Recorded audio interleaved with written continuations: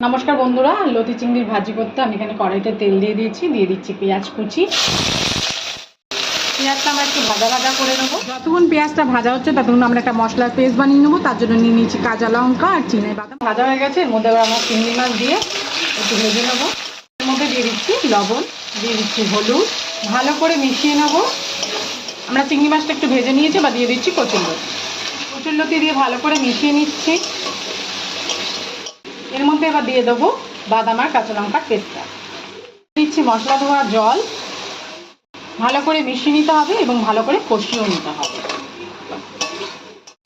আমরা ভালো করে কষিয়ে নিয়েছি। এই সময় আঁচটাকে একদম মিডিয়ামে করে দিতে হবে আর একটা ঢাকনা দিয়ে ঢেকে দিই।